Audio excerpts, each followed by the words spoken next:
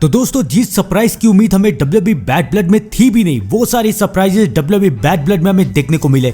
जैसे कि सबसे पहला सरप्राइज ये कि जिमी ऊसोस फाइनली रिटर्न आ गया और जिमी ऊसोस ने साथ दे दिया रोमन रेंस का। और रोमन रेंस का साथ देते के साथ रोमन रेंस ने सोलो सिक्वा को ये मैच हरा के इस मैच के विनर बन गए। और उसके बाद जिमी ऊसोस और रोमन रेंस के बीच में एक इमोशनल सा मोमेंट देखने को मिला।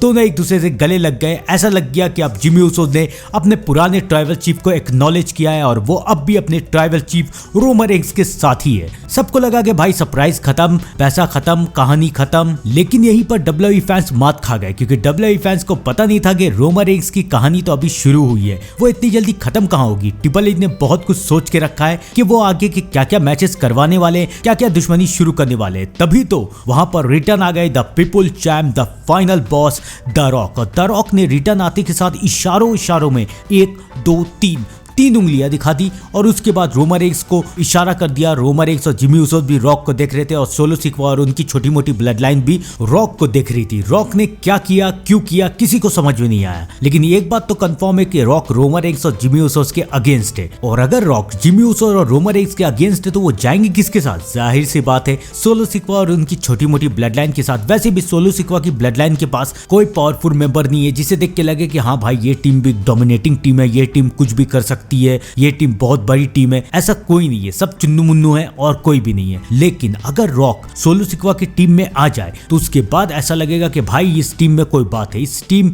में कोई कुछ भी कर सकता है। तो अब फाइनली आने वाली स्मैकडाउन में हमें यह पता चलेगा कि द रॉक सोलो सिक्वा और उसकी टीम के असली ट्राइबल चीफ है। सोलो सिक्वा ट्राइबल चीफ बनने के लायक ही नहीं थे, उस निकम्मे से कुछ होगा ही नहीं। मुझे तो ऐसा लगता है कि शायद द रॉक रिटर्न आके सोलो सिक्वा को लात मार के ब्लड लाइन से बाहर निकाल दे और बाकी के ब्लड लाइन के मेंबर यानी कि जेकब फाटू, टामा टुंगा और टांगा लियो द रॉक को एक्नॉलेज कर ले और भाई बोले कि भाई हमारी ट्राइबल चीफ तुम ही हो, हमारी नैया तुम ही पार लगाओ। मेन बात ये नहीं है कि द रॉक सोलो सिक्वा की टीम के ट्राइबल चीफ है। मेन बात तो ये है कि अब डब्ल्यूडब्ल्यूई ने हमें हिंट्स कर दिया है कि अब वॉर गेम शुरू होने वाला है और इस वॉर गेम में रोमन रेंस का साथ कौन कौन देगा। एक जिमी ऊसोस वो तो कंफर्म है, लेकिन उसके बाद कौन आ सकता है रोमन रेंस की नई ब्लड लाइन का हिस्सा बनने के लिए और कौन रोमन रेंस का साथ देगा द रॉक और उसकी ब्लड लाइन के अगेंस्ट। तो ये सारी बातें मैं आपको इस वीडियो में बताने वाला हूं, तो वीडियो को आखिर तक जरूर देखिएगा। मिस करने की गलती बिल्कुल मत कीजिएगा, क्योंकि अगर आपने इस वीडियो को मिस कर दिया तो आप लोग एक बहुत बड़ी अपडेट को मिस कर देंगे। तो आइए दोस्तों अब करते हैं इस वीडियो को शुरू। मुझे ऐसा लगता है कि रोमन रेंस का साथ देने के लिए कॉडी रोड्स, रैंडी ऑर्टन और केविन ओवेंस का नाम सामने आ सकता है। लेकिन जैसा कि अभी देखने को मिल रहा है हमें और हमें समझ भी अभी आ रहा है कि अब केविन ओवेंस कभी भी कॉडी रोड्स के ऊपर अटैक करके हील टर्न कर सकते हैं और कॉडी रोड्स को चैलेंज भी कर सकते हैं। तो इसलिए मेरी समझ में ये आता है कि कॉडी रोड्स, केविन ओवेंस और रैंडी ऑर्टन तो